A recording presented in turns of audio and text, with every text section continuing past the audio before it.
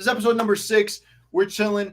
As I told you guys on my stream earlier, for all those that heard it, Jerzy's here with me live right now. And we got Cody, who didn't want to fly out because he doesn't want to stay at my house. Anyway, oh fuck. What? Anyway, yeah, I'm good. Oh yeah, but yeah, what's good? Welcome everybody. Welcome to the stream. We got a special guest here today. You want to bring him in? I think we should just bring him in right away. Should we let the fans in for a second? Like let the viewers come in, say what they want to see. You know, Jerzy, tell them. Jerzy likes to bully the viewers into doing stuff, and we kind of need him here. We can do that. Yeah, we can do that. Jerzy, let him know. Someone said, "How do I donate?" We have a very special guest today. You know, one of the biggest Solana, NFT of all time. The highest market cap. They're blowing up. So we need y'all to get us to 74 likes, or we can't bring them in. If we don't get to 76 likes, is that facts? Okay, guys, we got Frank in the back. Frank from DeGods, just smash the like button real quick. Please let me know how to donate. You can't. We're not monetized yet. Anyways, we appreciate it. I think we bring him in, right? All right, fine. No likes. Fuck it. Just bring him in. Well, no. It's delayed. So by the time they hear that, they'll be hitting the like button. We can bring him in right now. Copto, I love you, dude. I love you. Yo. What is up, dude? I'm so pumped. Let's fucking go. Dude, show off the mask for a second. There it is. There it is. Boys, we rocking that mad drip for the fucking video podcast. Let's go. Yo, where do I tweet the link for this, by the way? Fucking everywhere. First of all, let me just drop what's the link? Yeah, send it to me. I'll send it to you on Discord. Yeah, perfect, yeah. All right, I'm gonna do the private chat right there, but all right. Fuck yeah. All right. So while he's doing his thing, we can kind of do our own little intro for Frank. Obviously, creator of DeGods, the biggest market cap on Solana. Basically, we were on a Twitter space yesterday. Frank, I called you our Trojan horse. Basically, you're gonna get us in the gates of ETH money. You're gonna get us into OpenSea. You sneak in, we see DeGods trending top 10, and then people start to get their interest peaked in the rest of the Solana NFT space. But yeah, we got the goat on today, guys. Hell yeah, that's the fucking plan. Like, let's the whole goal with everything is to elevate the quality of projects here on Solana, so it becomes the most attractive investment, because we already know that ETH NFTs are drying up. You have like your blue chips there, but the new mints, like, I just don't feel like the excitement is there anymore. So people are looking to rotate capital. And I just think Solana is the next wave. And we start getting more volume on Solana and we have good projects on here. That's going to be a beautiful cycle that's just going to keep, spinning and growing this ecosystem more and more. And we're trying to just lead by example with DeGods. But that doesn't mean we're the only good project in this ecosystem. There's a fuck ton, and I'm super down to talk about any of them today. But yeah, thank you so much for the kind intro, guys. Yeah, no, absolutely. That's definitely something I want to get into, because I remember you saying, like, obviously you're head down. We're focused on Deadgods right now, but once we're done with that, I kind of want to check out what's going on with the rest of these communities, who's popping off. I don't want to ever be, the boomer. I guess we can chat a little bit about, you just went on a podcast this week. How was that? What'd you talk about? Obviously, there's something we can address, which is awesome. I'm pumped about that. But how's that experience overall? Did you talk about everything you wanted to? The reason I really like going on certain people's podcasts is because I think that, on the internet, we're playing at the end of the day, NFTs are a content game. And we talk about this in our private chats. And what it really is that NFTs need to stay. If you're trying to make a great NFT project, you need to stay on top of people's minds 24/7, 365 days a week. It's not like a regular Web 2 business. Like, you need to be on top because the space moves so fast. You just need to always be making things that get people talking. So why I think that's like important to come on podcasts is just because some people, that's a medium that they really like, and they're not going to go, they're not going to go read a fucking long article. They're not going to go do, the research by going through a white paper. They just want to hear the founder talk about it. And obviously I'm not doxxed, but that doesn't mean I'm not going to rep DeGods in every way that I can. And if that means going on a podcast, I love to do it for the DeGods fam, like, got to put us on every platform 24/7. So I'm always down to do it. I mean, you've been. I like how you mentioned that, because what we see on your website is it's just like, what the fuck is DeGods? And it's just broken down so simple, to the point. This is what we are. This is what we're doing. We have this in the works. We're putting this out, and that's it. And it's so simplified, but it brings the biggest punch we've seen on Solana so far. I agree. And I mean, I think that, like, you know, as the leader of DeGods, obviously, like, there's a huge team behind everything, but someone has to kind of be that face that's like, it's same thing with Tesla, right? Like, Tesla's obviously Elon's not doing it all, but he's keeping it relevant. He's like talking about their plans. He's like making people care. And like we're watching you blow up right now on Twitter. I saw you. What are you up like 10K followers this week? Like growing your own brand, which is huge for DeGods. Yeah, I think, you know, I don't compare myself to like someone like Elon or whatever it is. But what I've learned watching him as an operator for his business is him having an audience is a really positive thing. It can be negative, don't get me wrong, but at the end of the day, like having an audience and having a face for the face of a brand can be really beneficial for your own project. And I find that, you know, me shitposting and tweeting and talking about my thoughts in the space has only opened up more doors for us as a project. Like Shaq hit me up today, which was like, you know, for a little boy version of me, like that was a fucking dream and that was crazy. And I just don't know if that same kind of outreach is coming if I didn't, you know, take the leap and try to start building an audience for the Frank account. What the cool thing is a lot of people think that I'm very arrogant about it, but that, like, I'm not Frank, right? Like my real name is not Frank, and I know who I am offline. And you know, at the end of the day, like this is a character that I've created, and I don't really let it get to my head about, you know, anything that's going on with Frank, because people say a lot of nice things about me. People can also say really bad things about me, but at the end of the day, I only care if that affects DeGods. And the reason, and I'm sure we'll talk about it, you know, yesterday in that podcast, somebody took a 30-second clip and then started talking about DeGods and like why he sold his DeGods. And that's honestly the biggest reason I responded. I don't respond to 99% of anonymous people that, you know, say something bad about me, but the fact that it was going viral and he was basically using me to spin that as a negative thing for DeGods, I felt like I had to say something. And yeah, so I'm trying to make sure it stays positive, but there's smoke that's going to come, and I'm okay with that. But yeah. Do you want to? Yeah, I was gonna say, do you want to address, like, do you want to tell us what came out of it? Do you want me to try to summarize it from someone that was watching as a third party and then get your opinion on it? Do you want to skip? Like, what do you think? Yeah. So basically, this is what the controversy was. When we first minted, we had a 2,500 person presale and a 2,500 NFT presale. And in that presale, we fucked up the metadata on all those 2,500 NFTs. And they all got locked on this marketplace. A lot of them got locked on this marketplace that we had listed that basically broke on day one.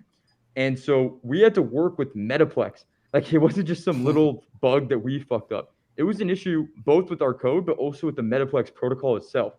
So we spent 2 weeks grinding and working with Metaplex, trying to rescue everyone's DeGods.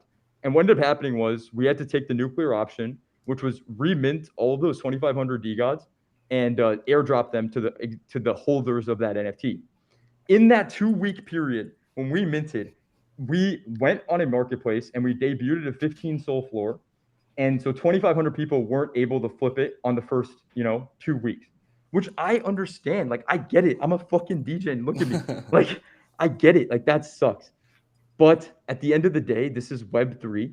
This is magic internet money, and nobody owes you shit. And I'm sure you guys tell your followers, and like, I'm going to do my best to give people some value just because I want to. And I said something like that at the time, but I really don't care a lot about exiled DeGod holders that got the airdrop of the actual DeGod, that sold their DeGods and now want to get value out of that, 6 months later. And so I said it in a kind of, aggressive tone. I said, like, fuck the exiled DeGod holders. Right. I don't really care about them. And I mean, even right now, I just said, fuck the exiled DeGod. They're going to clip that shit. And like, anyway, point being, I said that shit. And then somebody that's building their own NFT project took time out of their day to go and write an entire thread on my character, on why this is why he sold his DeGods, et cetera, et cetera. And he clipped the only part of that explanation where I really, was the most aggressive. Well, and so I just got upset, and then I just responded, and I gave the whole context, and I said some other stuff too. But yeah, that's the whole story. Sorry if that was boring. No, I gotta ask one thing, Grish. One thing about it real quick before you hop in.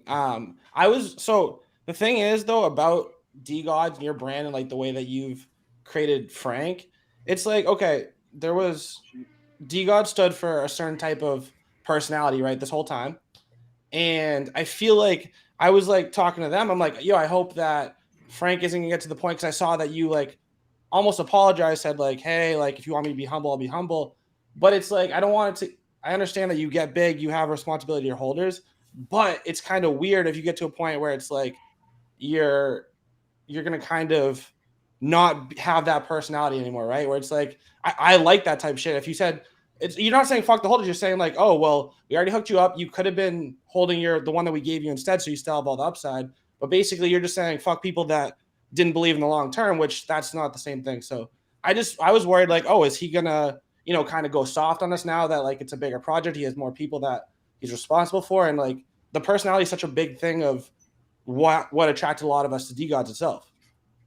It's funny because when you're looked at under a microscope, and I think you guys experience this to a certain degree as well, I don't think that there's any such thing as like going soft or going hard. I think every situation has nuance and every situation has context. And if I'm a good communicator, which I'm always trying to get better at communicating, certain situations require a softer context and other situations require aggressiveness.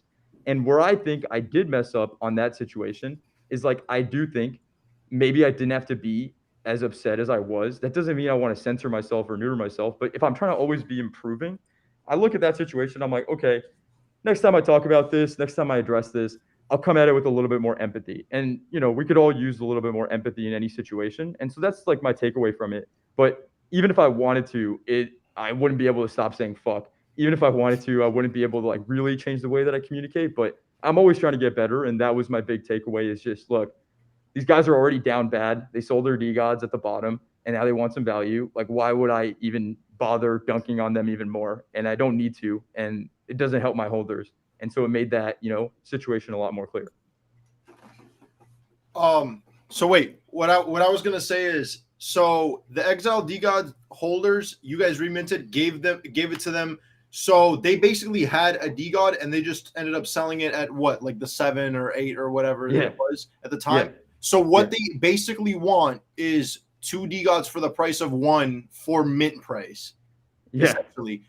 Especially and now. And the pre-sales were discounted. And the pre-sales were a 2 sold, the first one, and the second one was a 2.5. So they made money no matter what, and they're still fucking butthurt? Nah, dude. No. At that point, I say fuck them, dude. No, fuck them, dude. They didn't believe you from the start, but they want to hop on the train now. And it's only happening because they're like, oh shit, we fucked up. This is 150 sold now, and I sold mine for 7. It's like, been months. Fuck them. Yeah, dude. What? Yeah, I mean, and we know we understand getting clipped. We get clipped every single Saturday. We say one thing, and it happens. We're live, like, and we're just bullshitting. It's like, it's okay. It's okay to get clipped. Yeah. They still made money. Okay, even if they couldn't sell for 15, like, okay, you sold for 7. If you would have held on for, what is it, like 2-3 months max? 2 more months, yeah. 2 more months. If you would have held on for 2 more months, you could have 10x that initial 15. So like, you're only crying because you sold too early. You don't deserve anything for selling too early. Like, that's not DeGods team like priorities or whatever. I don't know. I think that's dumb. So for the first pre-sale, we're at a 75x right now, and then for the second pre-sale, we're at like a something 60x if they held it. That's and great. And then I mean, look, the thing that made it really clear to me of why, like, hey, this party of people, I think, matter less than the people that bought the top at the beginning. Like, there's a lot of people.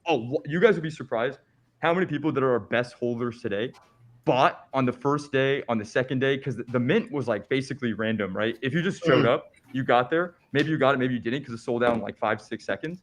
And so people bought the top at the beginning and literally diamond handed that thing, watching it go down for months. And there's no talk about rewarding those guys. There's no talk about anything there, but that's like a high conviction play. And so, we don't have to spend too much time on it, but the thing that just threw me off the most about it was the guy, and I won't even say his name because fuck it, we're moving past it. But the guy's like a builder of a pretty cool project here on Sol. And the thing that just threw me off is, imagine being like a builder and then taking time out of you guys have written tweet threads before. It's like, you got to edit that shit to get to 280 characters. Like, you wrote a whole ass tweet thread about me on a clip that he took out of context. I was just like, That's Nah, just dude. there's any builder that does that, I'm fading that project instantly. You know, how do you have time for that shit? How? Like I said, dude, fuck them. Because the other thing that you could kind of think about is like them being mad for not being able to, or for them feeling entitled to 150 Sol or whatever the floor price is right now. Like, what about the people that bought in? I bought my one at 47. Like 50, right? I bought one at 107 because I fucking think the DeGods are dope and I think it's a fire project. So it's like you're saying that, oh, but I bought in at 2 and like, what the fuck? Like, you sold it, dude. I don't know. If you guys actually airdrop them and they chose to sell right then and there, then it's nobody's fault but themselves. And it's like, I don't understand how people can even get mad at that. That doesn't make any fucking sense. And just bouncing off what you're saying, this is not even related to this topic. This could be the transition out of it. But like, you bought at 107. We've been #1 in volume now for like the last 2 months. And the reason we're able to stay on top and why I believe we're going to keep doing that is because for me, I care more about the guy that buys in at 150 and 160 than I care about the guy that bought in at like 10 or 20. Right. Those guys are good. You know, we're going to do stuff. Maybe it slides, maybe it doesn't. But I want to make sure that every step of the way, people have a clear understanding of how this thing is going to get 10x bigger than it is today. And that is like my goal. And that is why I think we've been able to continue with our volume when a lot of people didn't believe that would be possible, because I'm playing a game. We're playing this NFT game. Right. And I'm a founder of a project, and I want to understand. I'm not going to say fuck the rules. I want to understand the rules, and I want to win with those rules. So if the name of the game is people are buying in every day, then if I'm doing a good job, I'm making sure the people that come in today are having the best experience and have a very clear understanding of what's coming up, and not, you know, constantly patting myself on the back on like this is the first time I ever mentioned like we're 75x from the first pre-sale because it was like relevant to this conversation. But that shit's the past, right? We're trying to move forward, and yeah. So we dude, we can transition out of it. Yeah, no, that's cool. Grish, do you have the things pulled up? Do you want to ask any questions? I have it pulled up real quick though. I just want to point this out. Frank just said that it's going to 10x current floor price, so 1500 floor coming soon, boys. Let's fucking go. Oh yeah. By the way, anything that we talk about in this video, as always, is not financial advice. Not financial advice. I don't think we said that yet. So. Yeah, there we go. All right, Gary Gensler off my back now. Let's go. All right, so I have the spreadsheet pulled up. We can. So, do you want to just start from the top? Well, I was gonna ask the one about the. Here, right there. I'll put this one. I'll put it at the top. Okay. Because like we can talk about like the rest of the community, what else he's looking at, you know? Yeah. Okay, so yeah, that actually makes a lot of sense. So basically, you said after the Deadgods sprint that you dive into some newer Solana players. Basically, what projects right now are impressing you, like new guys that you think are building and stuff like that? Like, I'm sure the community would definitely want to hear about that. Yeah, totally. So the obvious answer here is Kets, right? Like the new breakout story. Re-entered today. We're good. And I think I'll tell you guys why I'm bullish on Kets instead of just saying the name. To me, what I think is interesting is the new meta that I feel like is playing out now in Solana, which I love, by the way, is these wild feral communities that will literally grow at all costs. Like they are literally, it's like a body of 10,000 or 5,000 people that are swarming the internet trying to push growth for their project. And when you just distill it all down, like fuck the art, fuck the tokenomics, fuck the utility for a second, and you think about these leaders of these projects that are weaponizing their 5,000, 6,000 holders to grow their project, it's almost like inevitable that the thing is going to grow, and it doesn't look like Kets is slowing down. Like we had a friend that bought a Kets today and tweeted about it, and he got like 300 likes on it, and it was just like Kets everywhere, memes everywhere. I say one mention to Kets, you best believe in like 2 minutes, these fuckers are swarming that. Like that's respect. Like that's hard. That's work. That's being put in by the entire community. And at that point, it's really hard for me to fade something like that. And so I actually am seeing this in a lot of different communities, and that's what I've been diving into most. I haven't been really diving into the more technical stuff, even though I'm sure there's good stuff there. But one sec, sorry. But like for example, Tombstone, same example, right? Like I'm sure they're doing cool. They're DeGod guys, right? Like I'm sure they're doing cool stuff with their tokenomics.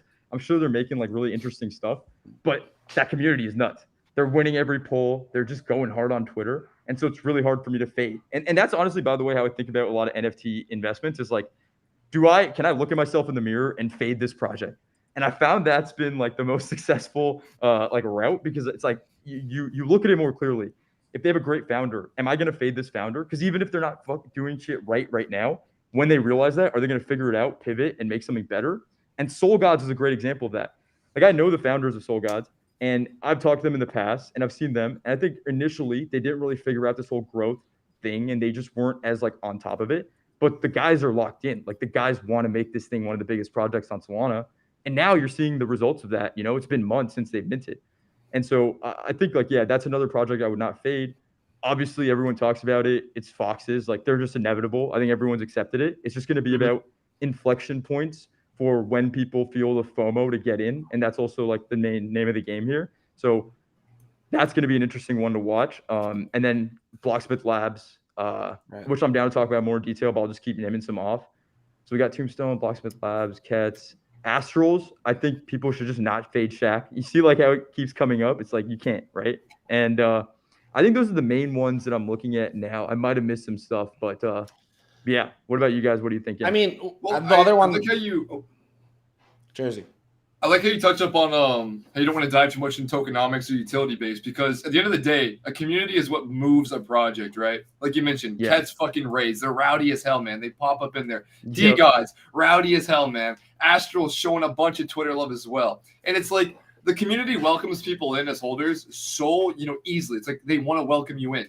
And I feel like the face or like the team behind it builds so much more than just, all right, cool, look at our floor price, look at our utility. That's it. But you need the connection, because if you don't have that, you don't want to be there.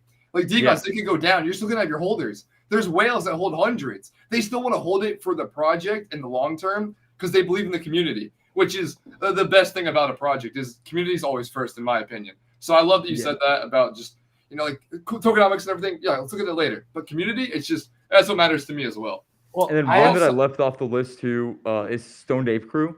So I know they've been going down for a little bit. I heard they're like doing well today.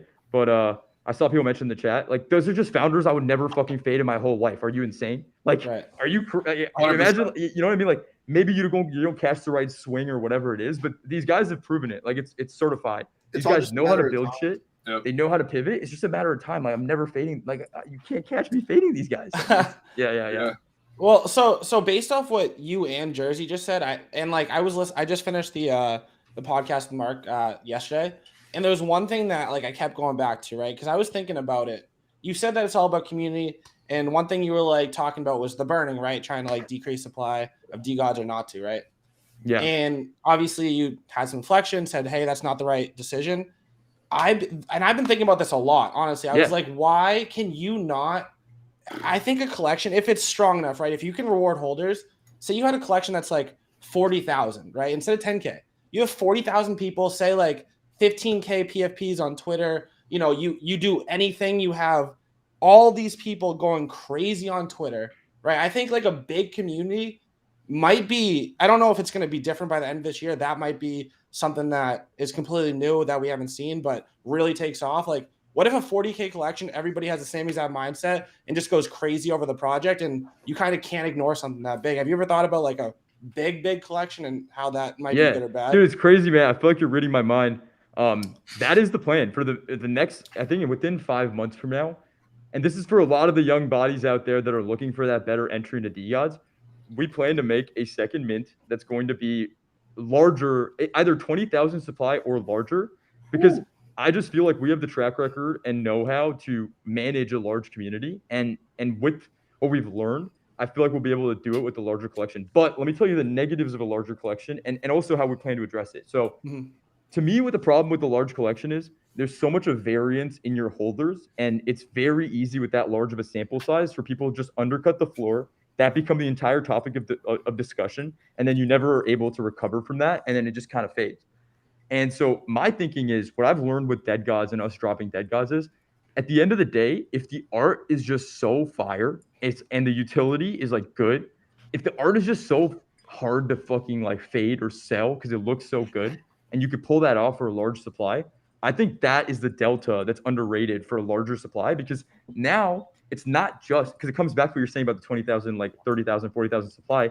Now it's not just these, organized raids or go link this tweet or whatever, now you have your identity that you like the way that it looks, and you're going to be down to die for that identity and then share that with everybody. And you just have the benefit of having a larger group of friends. And so to me, I think that's the right way to pull it off, is just make art that people are so excited to represent and show off and share. And that's exactly what Mutant Apes did. I think that the Mutant Apes art is clearly, miles better than the original the Bored Ape Club. Not because it's like cleaner, but because it's the detail. Jerzy thinks the same thing too. Yeah, they both like it. The detail is insane. It's like it took a team of 10 artists, and at a certain point, you just can't fade art at that level. And people are so down to rep with that, with that aesthetic. And so that's, I think, a huge reason why they're one of the few high value 20,000 collections. The other one being Clone X, and the exact same thing. Clone X's just looks so good. It's a large supply, but hey, nobody wants to sell that shit because it looks great, and they're down to represent it as their identity, and that's what matters. It's that fucking psychological barrier, man. It's like you get emotionally attached to a JPEG and you can't take the money. Yeah, in there, exactly. Still doing it, bro. Yeah. Shit, I love how you mentioned mutants. Not to shill, but I have a video coming out Sunday or Monday with DeGods in it.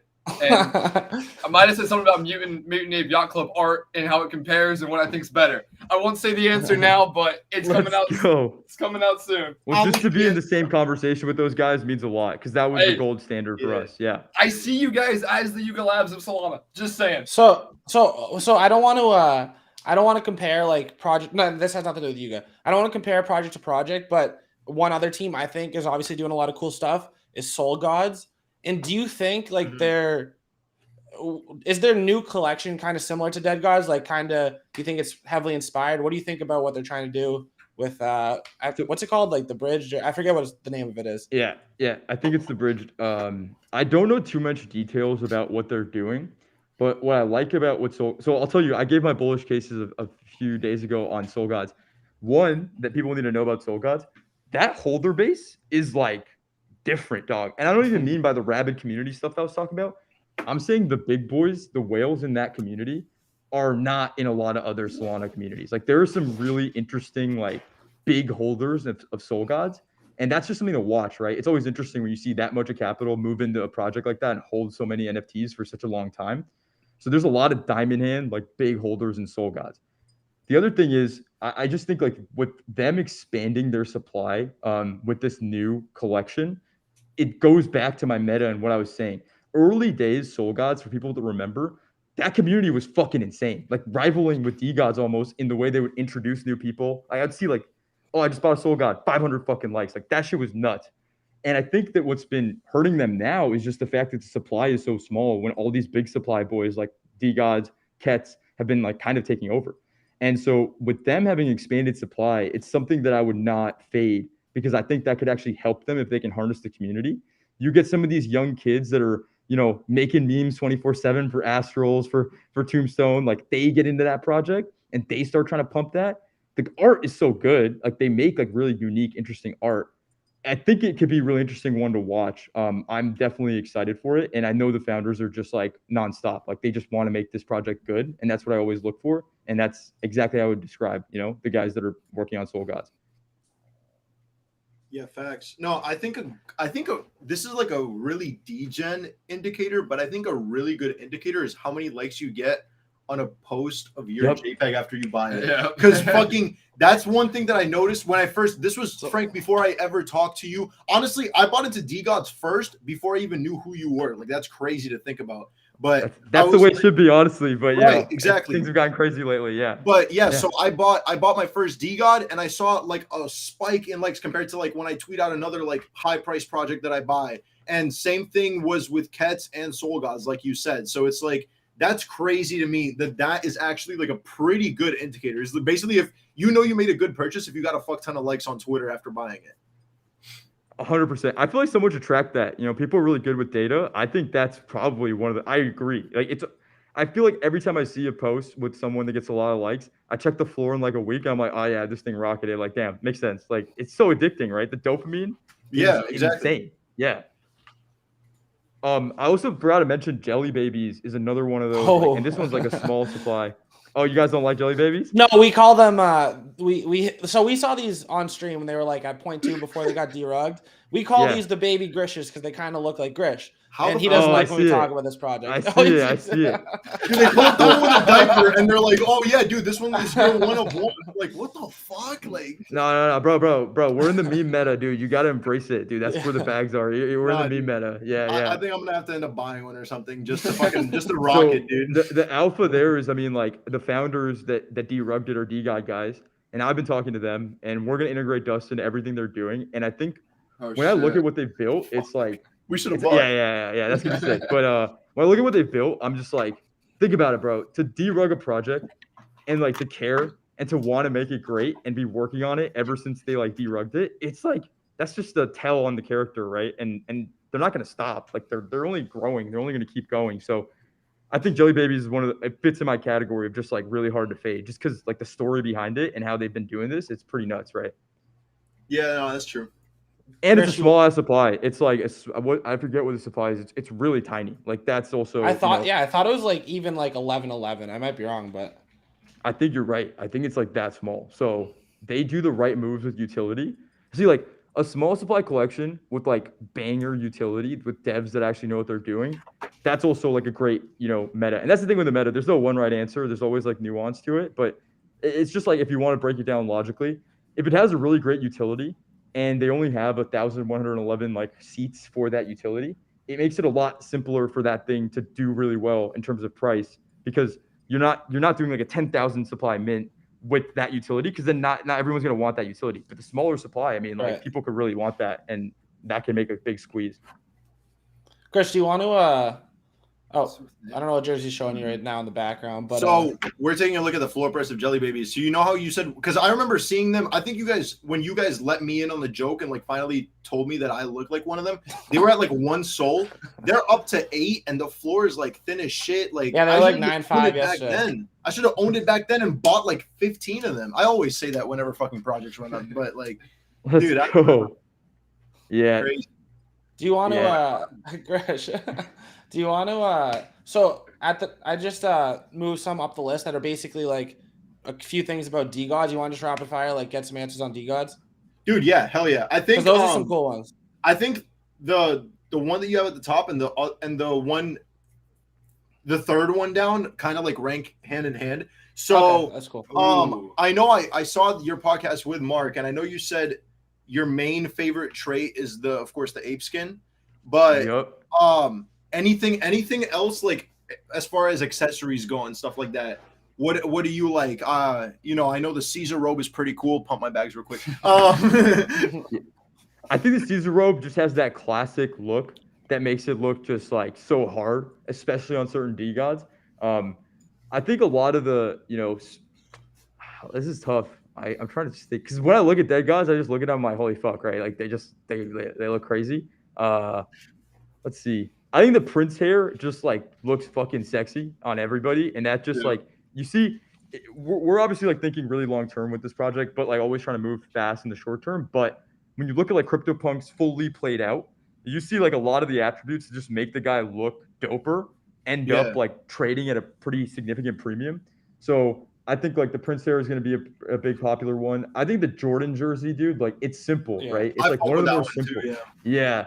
It's like, dude, it just goes so hard when you see it. And that's the one that sold for $750, I believe. With the heaven background. That was with the heaven background. Yeah. And then let's see. I do like. Did you say the radioactive shirt and the poker skin? You really like the poker skin? Oh, dude, yours is fire, bro. I'm not gonna lie. I mean, I do like the OG white backgrounds, but since you're like a big guy, I think you should be able to customize it. But like, yours is hard as fuck, dude. Because the poker skin is just that. It just looks fucking icy. The guy looks like he fucks, And that's like that. Yeah. And that's exactly what I think when I think about you, Cody. So that's like it's perfect. Yo, somebody clip that, guys. I'm gonna throw that on my Tinder profile. But the radioactive ones, people have noticed that we made it so there's a face that's coming out of it, like almost like it was like radioactive sludge. I think that one is really, really sick. The Mickey DeGods are also just like that drip on them is fire. And the trait that I think was one of the biggest derugs also is the God of War. It was like so loud on the OG like DeGods. It was like this huge red stripe, and now it's just like one scar on the face, on the eye, And I see like a lot of DeGods with those now that just look so much better. So those are like the accessory ones that I like a lot. Yeah. All right. I think we should transition to we're Frank. We're gonna put you on the spot a little bit, bro. Well, hold on. Yeah. If it's the ranking one, give me a second. I gotta figure this all out. Just give me. Okay. what's that Well, one? I'll just like introduce it basically. Just ask another question first. Ask about dust halvings. All right. So yeah, let's get a time frame. Is there a time frame that you can give us, maybe like a ballpark or something about the dust halvings? Yeah, I think the first halving. So first of all, these are very much speculative because it changes, as everyone can imagine, with the number, you know, of DeGods staked, with the number of Deadgods staked. But I think we'll see our first halving in like 3-4 months. Okay, that's Yeah. sooner than we would assume. I thought. I mean, at least Yeah. me. Yeah, because the more Deadgods that get staked, and we're seeing that happen at a pretty fast rate, the faster the supply inflates, which would make us like get to our first halving sooner. And so that's what it's looking like in 3-4 months. And that's actually, yeah, we're trying to build around like, you know, having a really big thing kind of come out every month. So if we see that the halving is coming out in like 4 months, on the month before that, we're going to make sure we do something really sick for the halving that makes the dynamic more fun and all this stuff. But it kind of just gives us milestones to do something really crazy with dust. And that's what I like about the halvings, even on like a practical like project running layer, like level, not even like the protocol level. But yeah. Makes sense. So yeah, Cody, I don't have a computer in front of me. Well, no, you're good. I got it all figured out. I'm good. I just need like 13 seconds. Cody's got it, bro. Let's go. All right, bet. So let's go ahead and dive into what do your bags look like, Frank? Yeah, that's a good Oh question. yeah, let's do it. I'm down. What do you are you into ETH at all? Do you hold ETH projects? What do your Solana bags look like? What are your favorite projects for long-term, short-term, mid-term? What are your convictions? If you want, we can like turn off the live stream. He can tell us first. We go buy them. Yeah, let us buy it first. And then we'll come back. No. I'm very like a public when I get something. So I'll tell you guys first. I'll just give you guys my crypto breakdown because it sounds like that's what you're asking too about ETH and all this stuff. Yeah. I basically only hold 3 coins, which is like Bitcoin, Solana, and ETH, and it's heaviest weighted obviously to Solana, but then not far behind is Bitcoin. And then I just have ETH from like back in the day that I've just been holding, and that's like that you know is appreciated a lot. I don't really care too much about ETH, but that's my 3 crypto bags. In terms of projects, obviously like DeGods my biggest holding. I don't have any ETH NFTs, but DeGods my biggest holding. After that is Desolates, and that one's just like a long-term investment thing. Like that's just, you know, I'm gonna 100%. Let the team do their shit. My favorite thing with the JPEGs is like, yeah, I'm pumping. I know you guys are in Desolates. Good move. My favorite thing with JPEGs is when you buy that shit and you know that behind the scenes of that little picture that you just bought, there's some team of lots of people just grinding all day to make that thing more valuable. I love that feeling. Like, so Desolates was that for me. So I have like 60 something Desolates. Famous Fox, SolGods. Let's see. I have like 1 or 2 of all the new ones that we mentioned, like Astrals, Cats, all that. I have my Spyrin Astrals, which I love. The Spyrin DAO is hilarious. And then I know I'm missing some shit. Money Boys I have. I'm trying to think what misses I have because that's more interesting. Because I feel like everything that I've bought has done pretty well lately. But all right. I mean, those are the main ones. I'm sure I'm missing some stuff, but yeah, like a lot of the blue chips I have, like, but I don't have monkeys and DAA right now. That's not saying I'm not bullish on them. Like, I want to buy my forever ape and my forever monkey. Oh! I forgot my biggest play recently. I bought 15 DAA eggs at like 16 to 17 SOL. Oh, that was what I bought. It was just like the most obvious shit, you know. Yeah. And I'm really bullish on the eggs. If anything, I'm more bullish on the eggs than DAA. Not any hate. I'm still actually extremely bullish on DAA for the long term. But eggs is just obvious to me, right? Like Monolith learned from his first endeavor with DAA that the floor needs to be like really, really good. And that's the issue right now with DAA is like you got a lot of shit in their mouths, and that's been holding the floor back, in my opinion. And he's said that he learned about it. I've talked to him. He's learned about it, and he's gonna make sure that's not the case with whatever's gonna hatch out of the eggs. And it's a fucking 2,500 supply. So I'm like, Monolith Art, 2,500 supply. Like, how could this be trading at these fucking numbers right now, dog? Like, it makes no sense. And I was nervous, but I mean, holy shit, yeah. And I'm not going to sell them until they hatch. Yeah. Let me ask you about Trash Pandas. What do you feel about that collection on the Degenerate Academy? I have 5. I have 5 Trash Pandas. Right, I nice. forgot. Yeah. I just saw think... they're pumping recently. They're gonna do really well because the guy that runs it, he's a fucking savage, bro. Pit the Panda is on another planet. So people that don't know, the guy that's running Degen Trash Pandas, his name is Redacted J. Like he has like 2 personalities, and the guy that's running it, Jay, he's the guy that created Metaplex. Metaplex is like the protocol of so just NFTs a badass. Yeah. He's a fuck. Dude, and he's he's just a straight badass. And I would if you're talking about never fade, never fade Pit the Panda. Yeah. So yeah, Trash Pandas are awesome. I just don't know if they're gonna moon they've already done really well recently, but I just don't think they're gonna ever trade on a reliable schedule because the way the Pit operates is very sporadic. And I know he's gonna build one thing that's gonna take him to fucking Valhalla. I just don't know what that thing is, and I don't think he does yet either. But he's so confident in what he's building, and I'm confident in him. So yeah, Pandas are sick. Well, there's apparently 4,000 that aren't even minted yet in that collection. It's supposed to be bigger than what it is currently. So that's something that can, decipher the floor price, obviously, as more come in for supply. But that's still a thing that's out there, right? It's still going to happen. There's going to be more to the supply. You know what they're actually doing with that? That's kind of cool. So you know how you need a DAA to mint a Trash Panda or whatever? Basically... fucking 90 floor whitelist token. Yeah, basically. But it was cool. And Frank, you're gonna see this tomorrow. So I went this week earlier to Solana Miami, and they have literally the garbage area has a bunch of Trash Pandas in it. They made that their own little setup. So where you throw the trash, you just have the pandas sticking out, and they have over there a QR code that you can scan, and it's minimum is 1 soul to be entered into the raffle to win a the opportunity to mint a Trash Panda, which is kind of cool.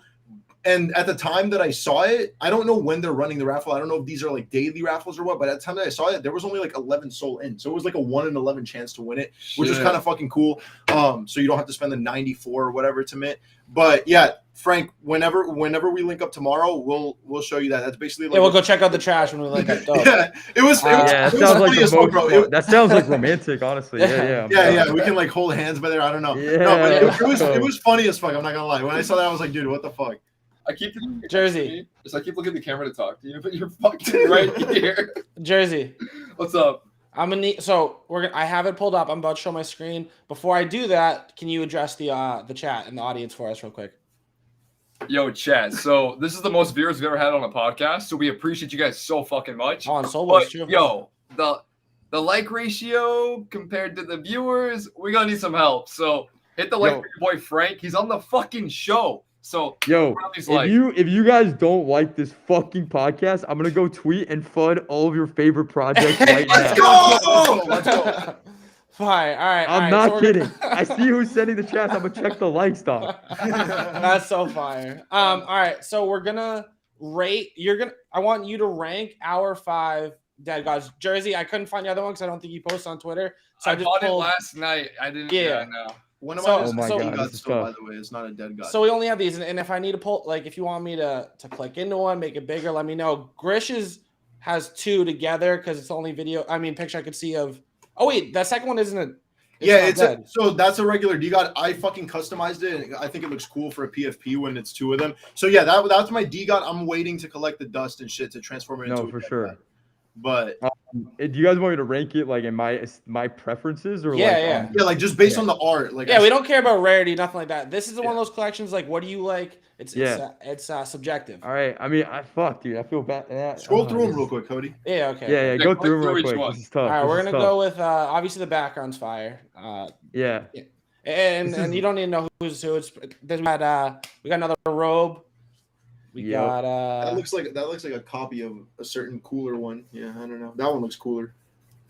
and then we got this one. All right, so I'm not gonna lie. I think that it's tough, but I think the one on the bottom right is my favorite, and the number 2 has got to be Cody's. Fire. And then I think number 3 has to be the skeleton one with the pipe. Fire. And then number 4. And then number 4, I think, is the solar spiral. And then number 5 is the fucking DeGod. We're over that shit. Dude, just give me like a month of holding, dude. Just yeah, no. I respect people that hold and wait, honestly. But yeah. I think it's tough because, I think the Solar Spiral skin looks like really, really dope on the PFP because it's like it pops on these light backgrounds. And that was like that compensation where like it's not as hard as maybe some of the other skins, but it's optimized more for the PFP. But it's just tough when you got such banger traits on the other ones, like that's the thing. Yesterday on yesterday on Grishuh's live stream. So I can pull this down. On Grishuh's live stream yesterday, he has a cat that I really like. Like I like his cat on crack, right? And I said, yo, Grish, I'll give you my next, what did I say? My next 50 days worth of dust. It's 50 days worth of dust for my cat. For your cat. We calculated it would be like 70 soul right. But I mean, what do you think about like some creative trades like that, Frank? Like, is that what do you think about that type of stuff? The first thing I have to say to be responsible, Frank, here is it's just like I mean, yes, 1 dust equals 1 dust, sure, but no, what I mean is I just wouldn't bank on the future price of dust. It might go up and it might go down. But it's just really hard to make a trade on the future value of dust, which is why I think that's like very risky to make. Because like I've said in the podcast too, you can't look at me about the price of dust and say anything because I'm I don't know where it's gonna go. Right. But I do like the idea of trading for aesthetics because if you really believe a project's gonna be here for a long time, the natural curve for every project that stays around for more than a year is rarity starts becoming less important. And aesthetic quality becomes more important. So if you think the Kets, if it's under your belief the Kets is going to be here for a long time, I think it does make sense to trade for aesthetics. But in the short term, it's pretty rare to see aesthetic advantages when things are like going through pumps or going parabolic. It's usually floor or obviously rare like NFTs that sell, and then everything else is just kind of like on ranking, So that makes sense. I have a very Degen question about dust very quickly. Just a quick, simple answer. Okay, so we know there's a couple of whales in this project. I won't name any names, but someone has over 300. A lot of other people have a bunch as well. Yes. And if they were to sell off, let's say, all of their dust on 300 Deadgods, what will happen to the price? I love this question. It's crazy because that's part of the reason I was here in Miami is to actually meet a lot of these whale holders. Yep. And I've been like prioritizing that. And so one of the biggest whale groups, surprisingly enough, with DeGods is the Mickey DeGods, like sub-community, sub-cult. Like they took me on their yacht today. They flew here on their private jet. Like they're just awesome guys, right? That's fine.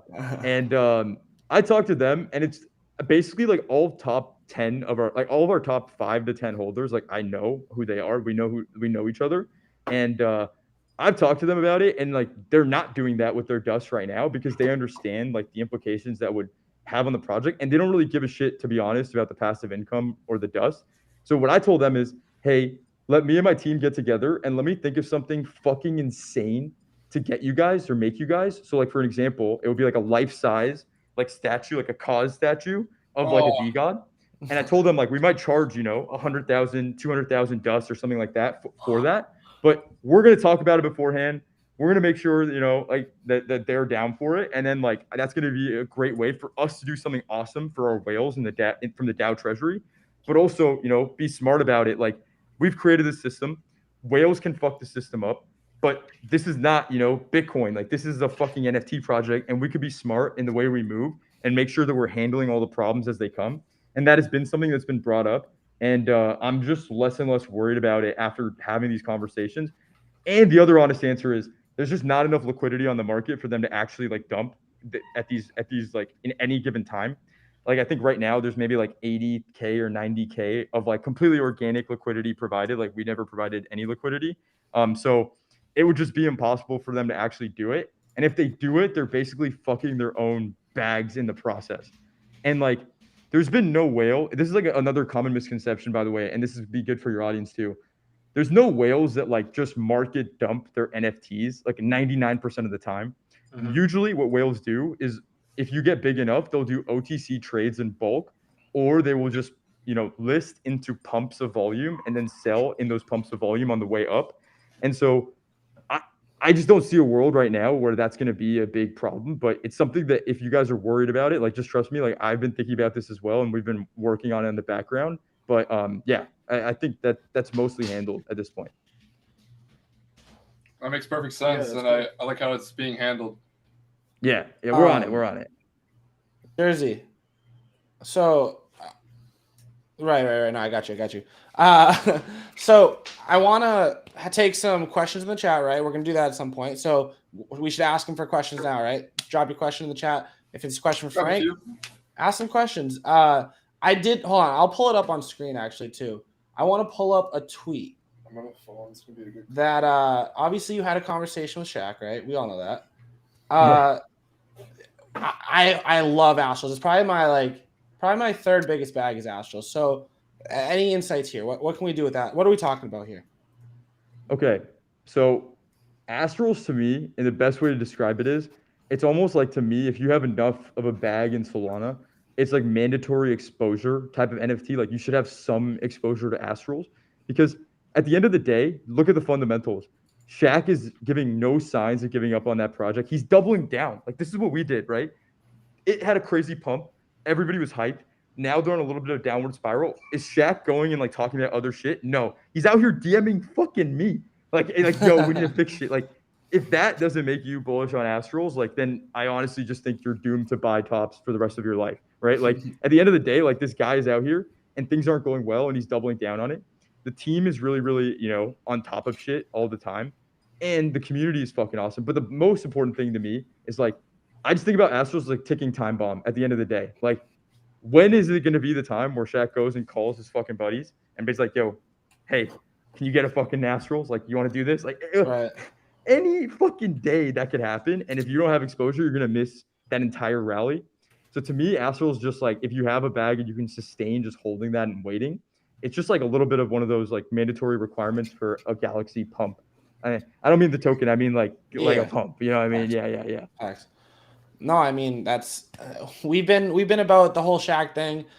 It was one of those projects that like I didn't like it leading up. Like anything about it, I wasn't a huge fan of the art. I was like, damn, I don't like the way that they're kind of. I would, every single day I would hit these guys up. I was like, guys, I'm making a video about you. Can I just get in the Discord? And they wouldn't get let me in. So obviously I didn't like them. But then at the end of the day, somebody was like, oh, you guys are really so hyped about this project. Shaq's just getting paid to like promote just some random shit. Like he doesn't care about this project. Shaq tweets, he's like, I completely understand how you feel, like, but I hand selected everybody on this team. I hand selected the artist. Like I actually care about this. And I tweeted, I was like, yo guys, I'm gonna change my wording on this. I told you I didn't like it. I'm a fan now. Like Shaq bought me in. And obviously since then, like I'm a huge fan of that. And then just seeing like they're doing anytime that people partner up with Magic Eden, anytime that like, they bought in for like 18 months, whatever it was, like they saw the long-term vision and stuff that isn't public facing. Obviously shit's going on in the back end. So I definitely turned around the way I didn't like it at first. And then I saw, it looks like Shaq might be legit in this space. So it's funny, Cody. I saw Grishuh and Jerzy like smile a little bit when you said Astrals your biggest bag. I want you to know this. Like Function was clowned for months on DeGods. He was our biggest like supporter for fucking months, and then now nobody is clowning that man. So I wouldn't stress it, and I think it's a good pick, dude. I think I think it's gonna go at some point really, really well. Nobody knows when though. Oh no, we weren't like clowning Cody for holding Astrals. We were just kind of getting happy for him because now floor. Okay, sick. Yeah, no, you guys are good. I was just just he's been on the wave since day one. Yeah, facts. All right, bet. Let's go. Yeah. If anything, we're both underexposed as fuck to Astrals right now. Yeah, dude, I fucking remember. We both paper-handed early. I hold one right now, so I'm not even gonna lie. But, No, but this is what I'll say about these kind of projects. Like, as long as you have a buddy that's like watching the trends, I just think it's important to have a little bit of exposure. And then it's like, when the time comes, it's like the best traders, even with crypto, it's not like you're always trying to buy bottoms. Like all the best traders buy on confirmation. Like they'll take a little bit worse price. And that's what you guys did, right? It's like you made the play of buying a DeGod at 107. And a lot of people said it's overextended.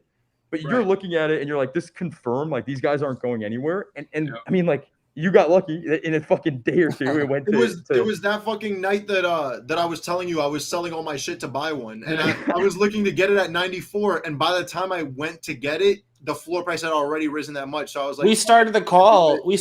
They were at 88, and I was like, "Yo, Jerzy, like super bullish on these." I was like, at first, I didn't know how Deadgods was gonna pull off, and then I was like, everybody is deading their DeGod, which was more people than I thought it was gonna switch initially, right? And I was just like, guys, I think me and Jerzy were like, this is bullish. Grishuh hops in the call. He's like, okay, so let's start just selling stuff. I just started selling everything, dude. Yeah, and for people at home, it's like the important thing to realize is there's a very thin line between like buying on a confirmation when you like feel like the project's pumping, but it's going to keep going, versus FOMOing. And then that's all about reading the sentiment. That's all about honestly practice and getting better with this. But sometimes it just feels so euphoric that it's very clearly like a top. And that's usually when the volume is like low, but the pump is, you know, like big.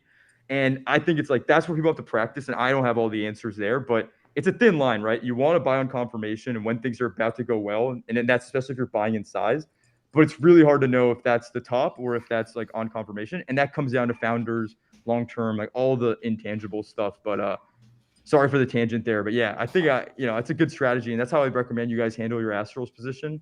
If again, not financial advice here, obviously, but like, you know, I think it's good to have some exposure, but if you're watching the trends, you'll have plenty of entry points, in my opinion. Yeah, 100%. Yeah, for sure.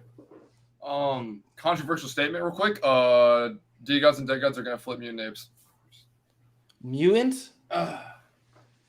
So, I did want to ask something real quick because, like, so obviously I was on OpenSea, right? Right before our video, I was like, I'll buy a Deadgod on OpenSea, right? I thought that'd be cool. But then I was like, because I remember Jerzy, I think you sent me a picture of DeGods on OpenSea, and it showed like 6.3 ETH, right? Like it said it not in Solana, and I was asking, I was like, wait, hold on, because I have enough ETH, I don't have enough Sol. I was like, perfect. Can I buy this in ETH? Like that's not a thing, right? I can't do that. No, they don't let you. Yeah, it sucks. But all right, I got excited. But guys, that's like, I wish they did, right? I wish they did show it in ETH because I think it would attract a fuck ton more ETH investors because they only do it on the mobile app, right? That's what I've seen. And because so I mean, you can't bridge ETH to Sol on OpenSea yet, right? No. But I don't know if they're going to do that. Yeah, I know. Anytime soon. Yeah. I asked the team, I said, guys, like, just do it like Polygon. It's so clean with Polygon. Exactly. It's like, dude, if they did different that for color. Sol, then everyone will move their listings. But like right now, I mean, nobody's really moving their listings to OpenSea. It's kind of a nothing burger. We kind of talked about this on that call. Yeah. But yeah. It makes sense. Magic Eden is just a beast. All that OpenSea showed me was like, holy fuck, Magic Eden is building something really special here because OpenSea is like a big name. And the fact that our market didn't move to cater to them just shows me how insane like what Magic Eden is actually building here. And I'm even more excited about them after this. I do think though, like this is obviously personal opinion. Totally. If one project, you know, shows up in, you know, top 10 trending for the day or whatever it is on OpenSea, that's like a big Solana project and gets a lot of noise. Okay, that's going to be the first domino, and then it's like, okay, there's a little bit of interest, and then it happens like a third day. Okay, now people are taking it serious from that side of things. And then it's like, oh, wait, more buys are happening over there. So now let's list some more stuff over there. I think it's going to be a little bit slower, but I think all we need is one project to go absolutely crazy over there. You guys are so annoying for a second. And I think that's what's going to happen. Dude, Cody, you know, I think it's actually a really nuanced take. I think you actually might be right on that. Like I never really considered it, but that actually makes a lot of sense. Yeah. Thank you. Yeah. You guys good? What's up with you? I'm good. I would be ripping my vape right now too, but it's a little bit hard with the lights here. But you guys know I'm about to take the fattest rip whenever. Yeah, let's go, dude. Yo, should we? So Frank, obviously we said we're gonna take some questions from the audience for you. There's a lot of obviously people are shilling their bag. So how about if you see a question that you want to answer, go for it. I copied one from earlier that I saw. Okay. Yeah, that was cool. So okay, right. I guess I gotta ask it just out of respect for the for this project shill army in this chat right now. What is the story with Degen Dojo? I'm sorry, guys, I haven't heard of it yet, but I've actually seen some people mentioning it across Twitter, which is already like a good sign. But tell me about it. Me and Jerzy both did videos on them and both gave away whitelist spots. So that makes sense. Basically, it's just another anime play. Cool. They really, so I guess the team, Jerzy, the team is like talks to Pablo, right? Because basically they said we talked to him about how he ran his community. We're kind of going that route. We don't want to focus too much on like we're gonna have utility because we have to on Sol, but that's not gonna be the focus. What can you tell us about the dojo? So they took a lot of inspiration from like the Cats, founders. Like they talked to them back and forth. So they're very strong in community when it comes to that aspect. The overall like short summary of the project is it's almost gamified staking or holding. So there's two options to progress throughout the project. You can hold to earn to level up your NFT through a weekly snapshot where you level up your stats, you get items, you can collect random loot, almost like you're playing an RPG, but through like text. So you level up weekly, you get stats, and after every single week, you can fight a weekly raid boss with other people. And depending on what you leveled up or gained from that week, depends on your chance of defeating that boss for the next item. And it's a continuous story of progression, like playing fucking World of Warcraft almost. So really cool there. Very cool. Yeah. And then you can stake to earn for their governance token, which will be used to buy items, buy into future expansions or DLCs, or on their marketplace, or just cash it out for money if you were looking for that. So two different sorts of passive progression, I guess. Okay, so I have two questions when I hear that immediately after the bat, and this is what I think people should look at when they're evaluating a project like what you just pitched. Does it look like the devs are capable, and then how long from mint till the actual like utility comes out? I think it's day one. I was on a 3-hour call with both of the founders, and what they told me in this call was fucking insane. I'm personally very excited for what they're capable of. I think they're super fucking smart. I don't want to dox like what they do in real life because they did tell me these guys, what they told me at least, it could be bullshit. I'm not gonna lie to you, but they seem very smart and they're older gentlemen as well. They're not like cool. 19, 20. They're different age, right? But they seem fucking smart, man. They seem to know what they're doing. Okay, so in that case, like to me, if it looks like the game or whatever that utility is ready by mint, then I'm extremely bullish because that proves both questions I asked. Devs are capable of continually building it, and you're not going to have that speculation trading period where people are basically evaluating it strictly on the art if the utility isn't there, and then even then they might just like FUD comes out when people are waiting for stuff. So if it's actually going to come out on day one and that's the first thing people do, that's just super bullish, right? It's hard not to be because then you have an immediate like reason to go stake the fucking thing. On day one, the thing could just go absolutely ballistic, and then if they deliver with that game mechanics and it's actually sick, it could just keep going. So I don't know. And we'll know this weekend too if they're capable because they mint tomorrow, don't they? Yeah, they mint tomorrow. And that was my first question was how are you going to make this, not FUD? How are people not going to sell day one, right? Where are the holders going to come from? And they're like, bro, we're fucking ready. And that's all I know. And I think they're going to do very well. If there's a delay, there's a delay. And that's obviously going to create FUD. We all know that's how the NFT space moves. Overall, they do seem capable from what I've heard from them, at least. And can I say another thing, too, is on that, just not even on Degen Dojo, but in general, because I see a lot of questions are asking about upcoming mints and stuff. Guys, this is a very wild call for me, but I definitely think we are in a fucking bull market right now. I think we are in minting. I think minting season is here / like just getting started. So I mean, look at Cosmic fucking Apes. Ape Crusaders yesterday went crazy. What did they go to?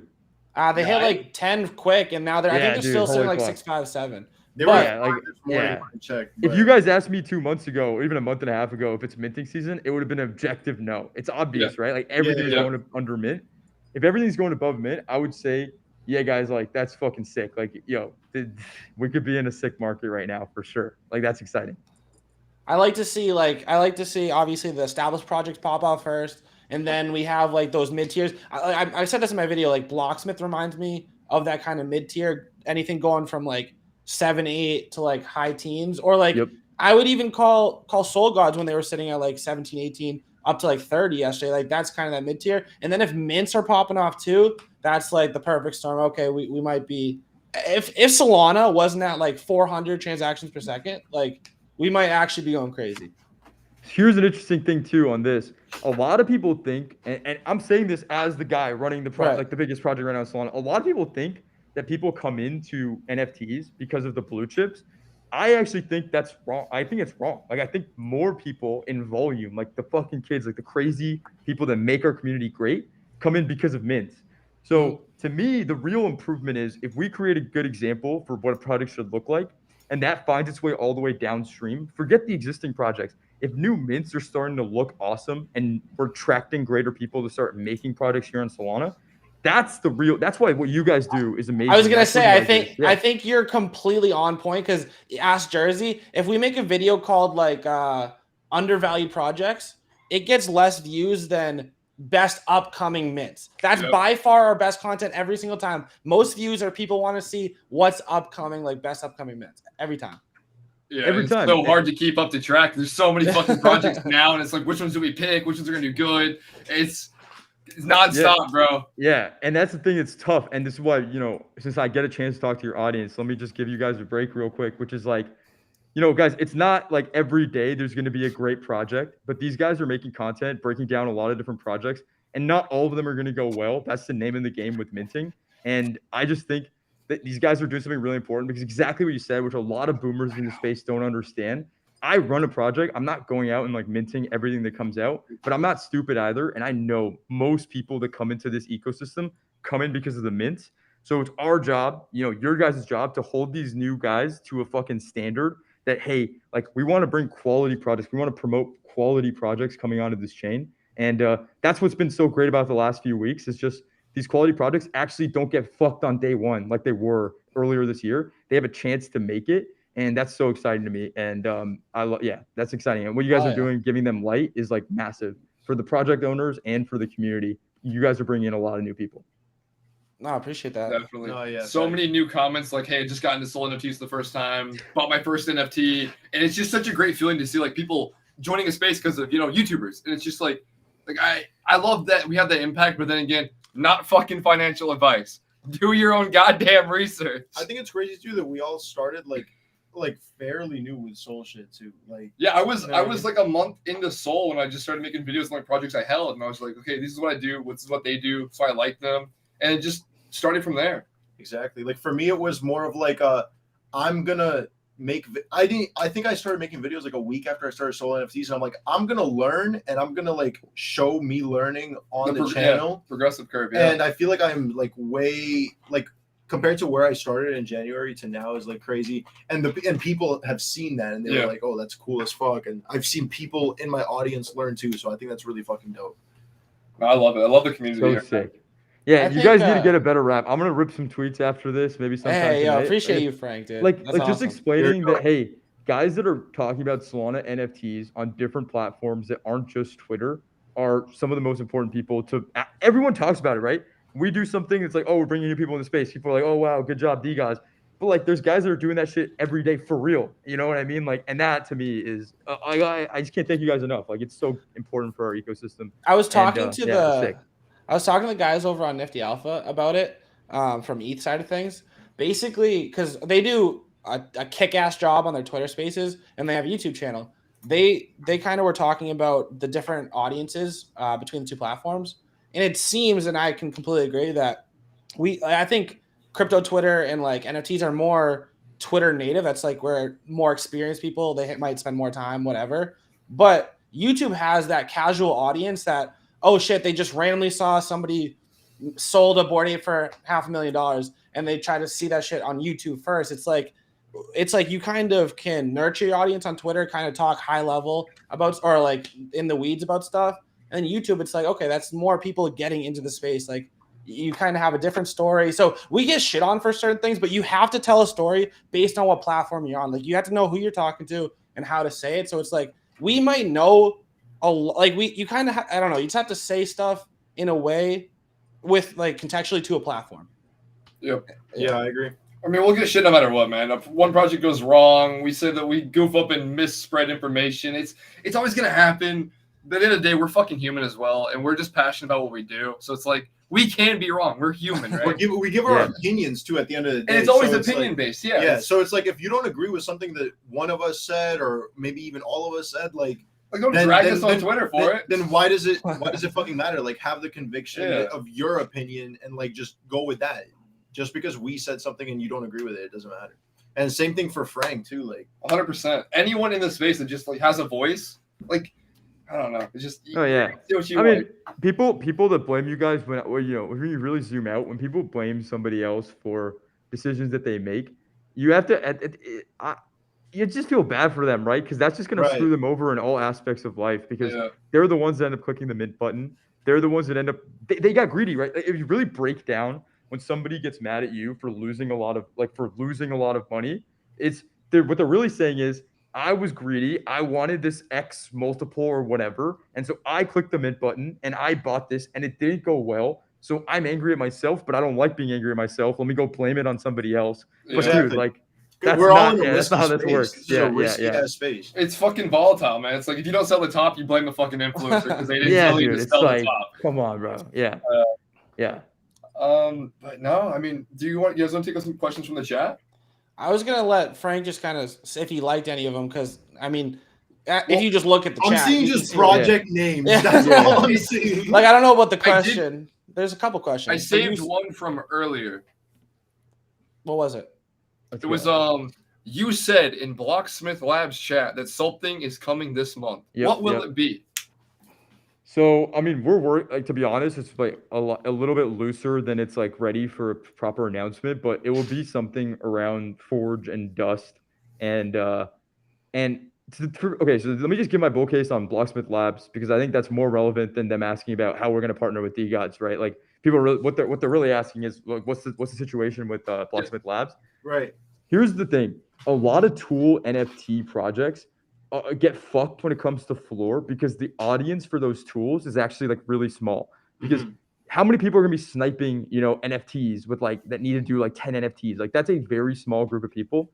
So if you have your business model as like people buying NFTs, it's not like that floor is gonna move. What's different with Blocksmith Labs is that from the inception of the idea, me and Krypton have been talking about it, and what we think is, if you build tools that everybody in the ecosystem needs, and there's a market for, and you're very conscious of that, now it's a different story. So the initial idea for Blocksmith Labs, their first tool that they built that a lot of big products are using, is whitelist spots just for owning the fucking NFT, because they built a tool that all these DAOs need to manage distributing and giving their own project, their own community whitelist spots. Like, think about how fucking genius that is for a second. Right. Like, they built a tool that every DAO and project that gets big enough needs for their community.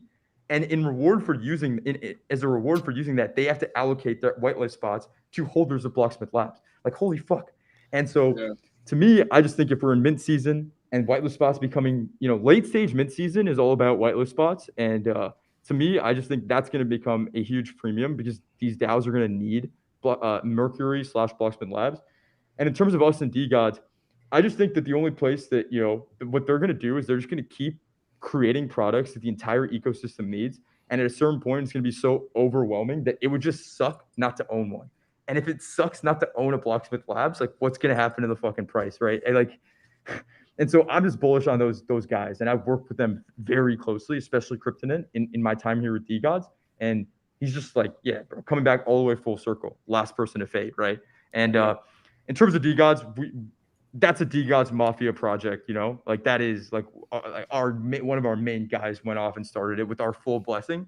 And so there is going to be integration for Dust throughout a lot of the utility for that project, while maintaining the integrity of, like, the people that own the NFTs, because I care about his success as well. I don't want to just take all the value for DeGods, so yeah. I do like how you said that in the other podcast, when you're basically like, okay, it's like a startup, right? Where you want top talent, but like, what does top talent, like real top talent, want?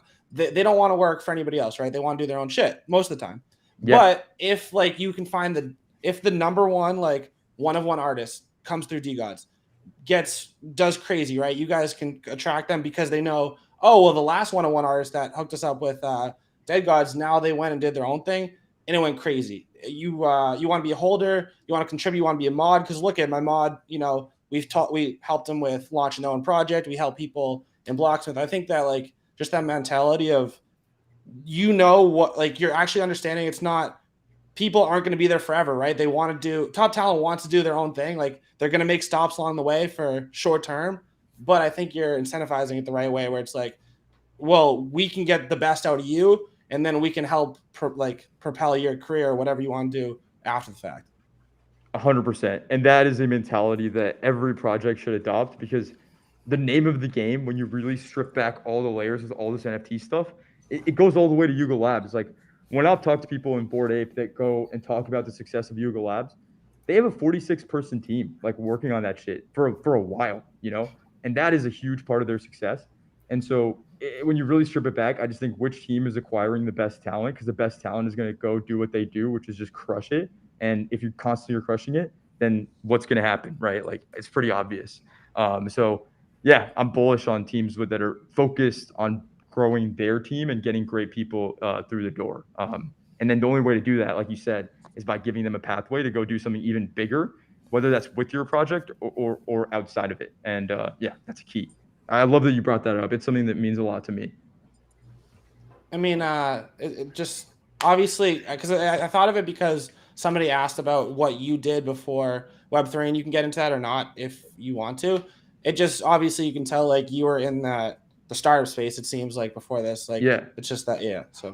So out of college, I started a startup, and that went to we went to Y Combinator, raised a bunch of money for it, and I was running that for like a year, and I left at the time just because there was a lot of co-founder disputes. It's in the past, but from there, I basically went to go learn how to code, and then I became a growth engineer at a few different startups early in their startup career, and then they would go on to usually like raise a lot of money because they're growing really fast. And I just got really good and became. It's also part of the reason I'm anonymous is because a lot of people in my previous life, like I was a pretty sought after talent in the growth engineering kind of world, and so I just don't. I don't want to mix that up, and I didn't leave my last job on the best terms because I was like, "Fuck this shit," yeah. Long story short, I mean, yeah, I was in the startup space for a while. Yeah, like on both sides, founding and working as an employee. And working as an employee actually taught me more than founding, because it's one thing to go start your own thing. It's really hard to see your mistakes as a leader because you're in that like position. But then when you go work somewhere else and you see your leaders fucking up and they're just like not treating you well, not doing the right things, that's what taught me. Like, I hated the fact that I drove, $20 million to the last company I was at in growth. And the guy they didn't promote me, just because I was younger or whatever the fuck. Right. And that just like stuck in my mind. I'm like, that's never going to happen with whatever I start next. Like, so if someone's doing a great job at DeGods, they're getting a fucking raise. Like, they're going to get like, all the rewards and love that they deserve. Yeah, long tangent, but that's kind of previous. Yeah, it's one of those things like if you can make it so that, because obviously like, even as like content creators, like we also think about a lot of stuff we do like a business. Like, I'm very interested in the business side of things, and like if you can set it up where it makes more sense to the absolute top talent, right, the best artists, it makes more sense to kind of start to do a collection with you guys than just to kind of go try to do it themselves. If you kind of like just set that up with devs, with community managers, with artists, it's like, okay, well, you're getting the best out of everyone. And I think that's obviously just the way to run it. I think that's a cool way that you and I just hear, oh, what's up, Gray? But just hearing you like say that, it just made me more bullish on DeGods for sure, and the team behind it. Thank you guys. That was my next question. Was what did you do prior to this, or what do you do for like? Are you front end, back end, or just like the growth engineering part? So that was like kind of what I was going to dive on. Yeah. I was like full stack, but what it really came down to was like a lot of automation stuff, and then like. I just like engineer when I had to. I'd never claim like I'm a great engineer. I learned it literally at a coding boot camp, and it like sometimes I needed to do some stuff to optimize websites for conversion funnels, and then like other times for like some more viral stuff. Like early DeGods days, we did some really cool viral growth stuff that I worked in that space before, but mostly just like marketing funnels. If you guys are like into you guys are YouTube, you guys are marketing guys, like yeah, just growth funnels was always the main thing, and then just like using data to understand like how we optimize every step of the funnel to create like fast growth for the startups I worked at. Awesome. What's the most fun you have like every day? Like what do you do with DeGods or in NFTs that like because there's obviously a bunch of shit that you have to handle like that you don't get excited for. Like what gets you the most excited right now? What gets me the most excited is when someone from my team does something incredible and it just like, whether it's from the team or the community, when I just see like somebody making something really incredible, it just creates another level of excitement because one, it's pretty magic to see like this thing that we made in our bedroom, in our little like living room. Yeah. Become at this scale, and seeing people like get compensated, but also like make some of the best work they've ever made in their lives working on our project. It's just like another level of fulfillment. I think like that's probably like the best feeling, because there's a lot of great work that goes into this project on the engineering side, on the design side, on the art side, fucking obviously with these 3 fucks that made Deadgods, and like just seeing them make something incredible and then go get the recognition, because we try to give all of our guys, recognition for this stuff. It just feels like, better than anything else on the planet, honestly. 100%. That's awesome. I also think it's cool that like, now you got to a point where you can actually like help out projects that you like and shit like that. So it's like, you've gone that's through awesome. the tough part and shit like that. So now it's like you can give them advice on like what to do, what not to do, shit like that. Because, at the end of the day, does everyone that holds DeGods or on the DeGods team want them to succeed? Yes. Does anyone want any other project to succeed if they hold it or anything? Yes. But we all want the whole like NFT space as a whole just to fucking thrive and shit. So that's the big picture. And I want to comment on that too. It's like upcoming mints, new projects. The way I look at it is, I'm busy. My main job is to make DeGods better. But if you find a way to like, really get my attention organically, and what you show is like incredible, it's like hard for me not to just like vocalize that like excitement, because I just love this space and everything that everyone's doing. And so it's just like I'll rarely go in and like look for a new project, because there's so many people adding me. But if they say the right thing and it's not just the everyday shill, like, same shit that everybody says, I'm so connected to the internet and Twitter and all this stuff. Like I will check it out. And if it blows my mind, like I have no problem saying that. But my bar is just extremely high now, because it's been a long time we've been in this game and a lot of shit comes and goes. So it's hard for me to like get really excited about something. But lately, I'm just like hyped for all these guys in the chat, like talking about all these upcoming mints, because the quality's been so good. We're in a bull market. Like you don't need me to come in and go say something good about your project. Like that's not what makes Tombstone, Blocksmith. Like maybe it helps, but that's not what makes those guys pump. It's just because it is actually a good project, and there's plenty of mints every day that don't do that. So it's not like the standard, And I wish I could like comment on these fucking projects people are saying in the chat, but I don't know a lot of them yet. But if they do something great, people will notice. Like we're all watching. Yeah. Yeah, exactly. Yeah, we could. I mean, if that was the case, you'd be here all day, because we obviously all 3 like live stream on our own channels, and all day it's obviously a lot faster like this because we have a lot more subs on our own channels. But it's just like talk about this, because like they think as soon as we pop it up on our screen, like there's 400 people watching. It's gonna 10x. Like, right. So it's like that's why they want you check out their project. They want you to tweet about it, and like as soon as they do that, as soon as you tweet about it, they can now have it listed. Nice, it finally sells. Like, and like after a while, and it might not be the nicest thing, but like all I see is shilling. I'm like, guys, stop shilling me your shit bags that you're just trying to get rid of. And like sometimes they're saying good projects, obviously, and they're just trying to like show support. But a lot of the times, like you can tell it's like, all right, that's your bag, and you want to get out. That's the only reason you're talking about it. Yeah, and that's just like a bad mentality. If you're in the space and you're finding yourself tweeting at influencers to get exit liquidity, it's just like, you might have to just take that L, because it's like the likelihood they do that. Yeah, it's like, come on. It's like, I mean, we can get like 20, 30,000 messages in like a 3-hour live stream, and we know 98% are just check out this. And if we show it on screen for more than 10 seconds, 5 people have already bought it, and they're like, yo, can you show it again? We didn't get to fucking sell yet. Yeah. I'm like, why'd you buy it? I didn't tell you to buy it. Dude, and that's as soon as you pop it up, like as soon as you bring up your Magic Eden, wait, guys, I didn't even say I was gonna buy this or anything. As soon as it's up there, boom. That's why they had no activity for 3 days. Now they just sold 60 NFTs. Like, That's what I was gonna say. I get nervous about that so much now, because I feel like every time I tweet about something, they screenshot it and then they go retweet it, and they're like, yo, Frank is just like, yo, Frank loves this project or whatever. And that's why I've been like really careful to try not to say names of projects that like I don't feel really strongly about. So if I mention a project, like it's probably because I feel really good about it, because they're gonna treat it like that anyway, So it's a learning lesson, but I haven't hit that rug point yet. Like I know for a fact there's gonna be, because that's just the name of the game. That's what you get for being in this game. There's gonna be some project that I talk about. It's gonna end up rugging, and there's gonna be a thread talking about how I fucking supported this project. Hey, we like all you had guys a were video on talking- Balloonsville. We Yeah, all made a yeah, Balloonsville exactly. video. Yeah. And we got dragged, bro. Dragged. Some more than others. I got Yeah. people think I fucking own it. Some owners of balloons. Oh, that was, dude. I was like a month into Balloonsville, man. YouTube. Yeah. Hey!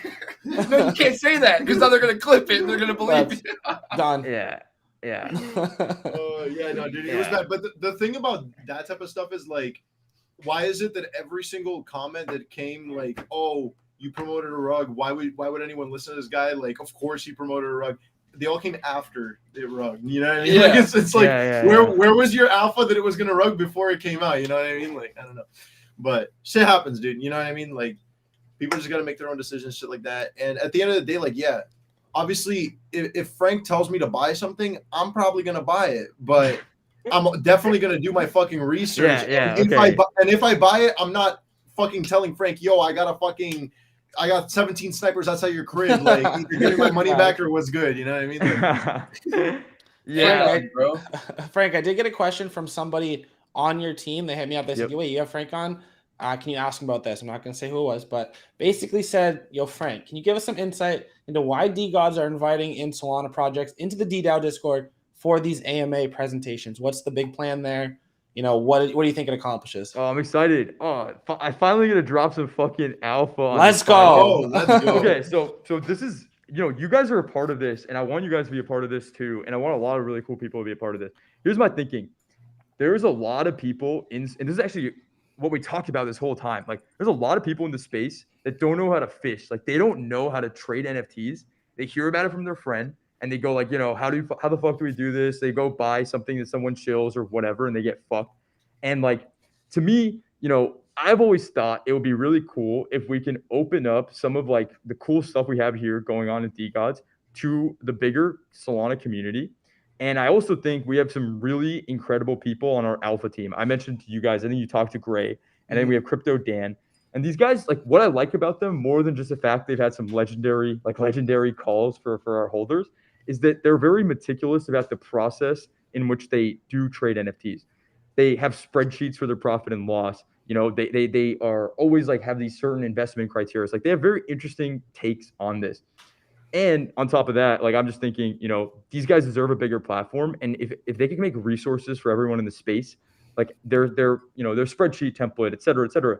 So long story short, what I want to do is create a very large Discord server here on Solana that's going to be based around alpha, like learning how to become a better trader. And obviously there's going to be a section for calls, but you guys know when you get a server that gets really big, it can get really gnarly when you make calls because people can dump on each other, et cetera. Right. But it's really going to be about interviewing upcoming projects. It's going to be about like breaking down and making like, organized investment theses, et cetera, et cetera. And we're just going to charge Dust for a monthly Dust subscription for that entry. But I really want that to be an accessible price point so that people can, all of these kids in the community that are like saying, I want to flip to a DeGod, et cetera, like, yo, let's help them do that. Right. Like let's help them with that. And I wouldn't do this if I didn't think we had good talent that's going to be running this project. But we have Gray, we have Crypto Dan. And what I was going to do, we just tweeted about this today. It's not coming out like today or next week. But I want to talk to you guys. I want to talk to some of the function. I want to talk to some of the people that are actually the go to the shit. And let's see if we can really refine this idea and make it something that will actually have value. Because that's the name of the game here at DeGods. Like, we don't want to just do it because it sounds cool. Like, we want to make sure people in there, like, it'll change their fucking life. Like, that's the goal with anything that we do. And yeah, I think it's gonna be a big server. Yeah. Again, it reminds me kind of like one point. That was a good ass idea. The one part of that you said kind of reminds me of like Web 2, where I'm not getting into what I did before this or anything, but like similar with like marketing funnels and everything. And there was one particular product that you wanted to sell that was a higher price point. And how could you get them to buy that? Okay, well, let's help our clients make more money first. So if you can kind of make these people that are interested in your product, help them make more money, then eventually they'll have that money to get into DeGods, whatever, right? So I think it's just a cool way to think about it. But no, I mean, you're gonna take all of our jobs though. If everybody's giving all the alpha, then why would they need to go say what's up to us and see what we're talking about? Oh, I forgot to mention the best part. Because we're doing this with the DeGods, like in the DeGods brand, we have the biggest DeGods, like we have DeGods is the biggest treasury out of any NFT project. It's not even close, like close to $1.5 million in there. So I'm paying every person that's going to do calls for us, research for us, making content for us. Like we're going to pay everybody across the board. If you guys do like a guest lecture, for example, like I want to compensate you guys for that. And if you guys want to be a part of it, we can figure out a more long-term thing. But you guys know I started this whole chat talking about all I care about is getting talent, and I don't mind paying them. Like I have no problem paying them. So we want to make sure the people that are working on this, like it's just different than any other, Discord server that could exist, because we actually have the bankroll to pay people to like do shit on a consistent basis and make it like high quality. And that's, the benefits of being DeGods. But like we want to open that up to the entire community in an actually like based way, and not, just like nothing of value and just people dumping on each other and stuff like that. So yeah, I mean, like if you guys are actually too busy probably, but if you guys know people or you guys want to do something on like a one-off or like on a, for a week or 2 weeks or 3 weeks in a row, like I want to compensate you guys for doing it. And I want it to be like something that excites you guys, because you can use it for your own platforms too. Like that's what I think would be awesome, Facts. No, We'll definitely talk. No, yeah, for yeah, sure. super down. Yeah. I mean, I'm not gonna blame anybody in the DeGods Alpha right now, but got some alpha. My bags are hurting after it. But Jerzy, have you seen the floor price on that right now? I just saw you put in the chat. I'm checking right fucking now. Actually, Which one? Sweets. After the announcement, no good. Why are they down? What happened? It jumped. Wait, so weren't They dumped from supposed to be 16 to 11. Oof. But yeah. No, Yeah, just- I'll ask Gray. I know it's one of his high conviction ones, so we'll see what he's. We'll roast his ass. We'll roast his ass right after this for sure. love that. Yeah. But no, obviously you came on to help us with the podcast. We're gonna help you with whatever you guys got going on in DeGods. Yeah, Obviously, we're holders. We're in the community. We tried. I never go on other Discords besides mine. I've been trying to hop into DeGods, see like what channels people use, like what you guys talk about. Yeah. I'm trying to get in the community too. Dude, let's go. Yeah, I think like for me, I'm not a Discord native guy. I'm trying to get better at it. I mean, I have gotten a lot better at it since Mint, but yeah, like Twitter is I think where a lot of the DeGods action happens, and then like Discord is like where a lot of the more diehard guys in the community will like go and talk to each other. But over time, we want to make it so both of them are just as active. But yeah, it's like I do think the DeGods Discord has been a lot more active, specifically because we've been pumping. But hopefully it stays like that, even if we go horizontal for a bit or whatever. What do you think? So you think we're having a Solana summer, obviously. What do you think about Solana itself? Like, does the congestion like really kill projects in the back end? Like, what does that do to just the space itself?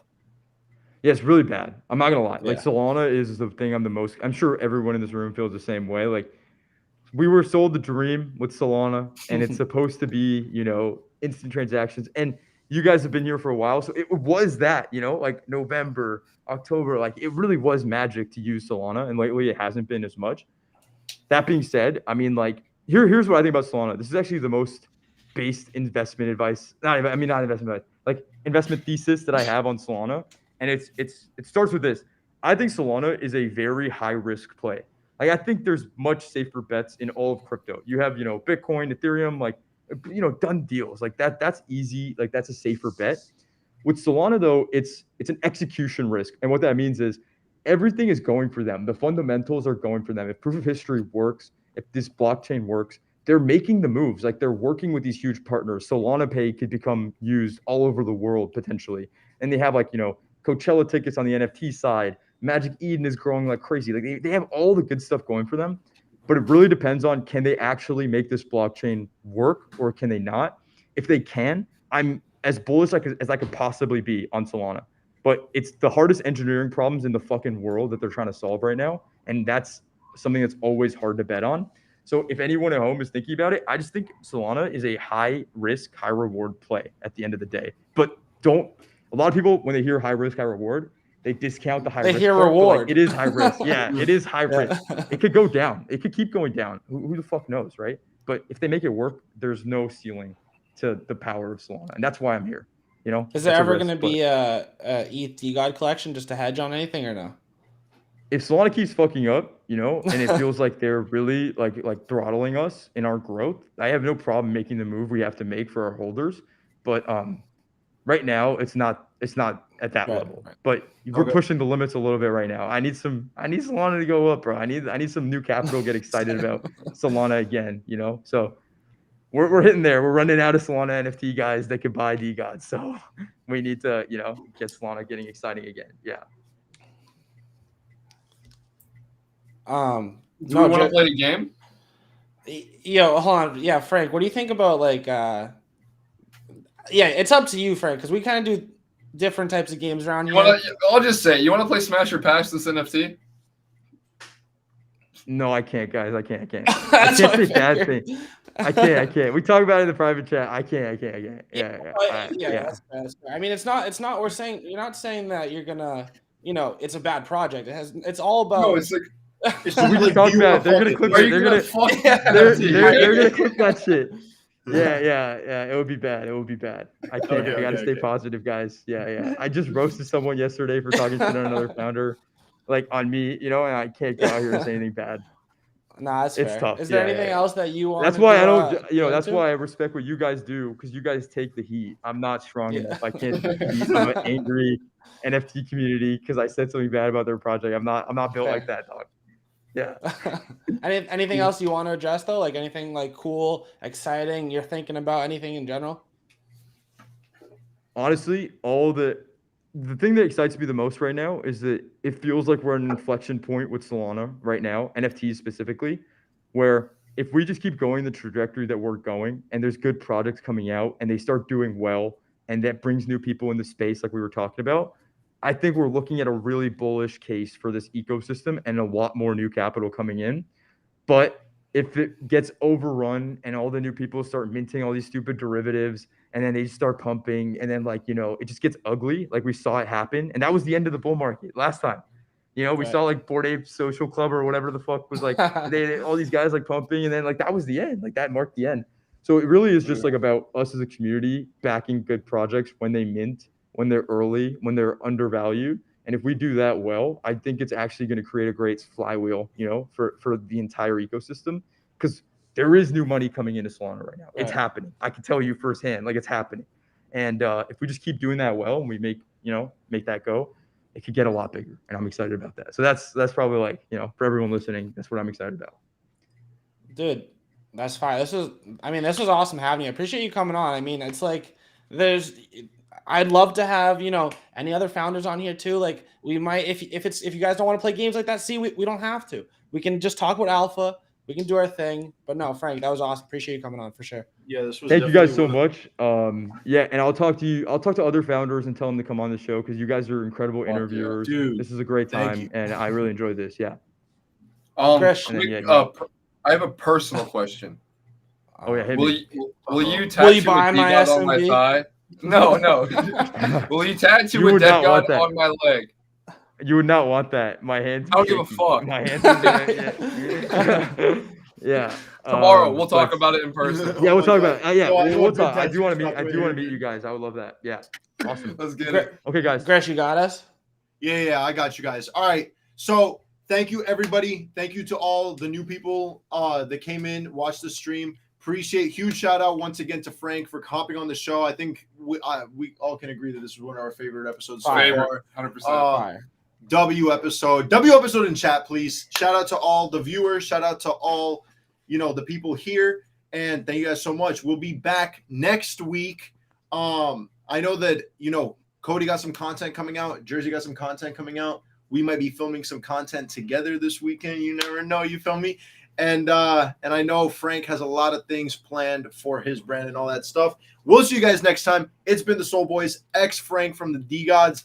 And we'll see y'all later. Peace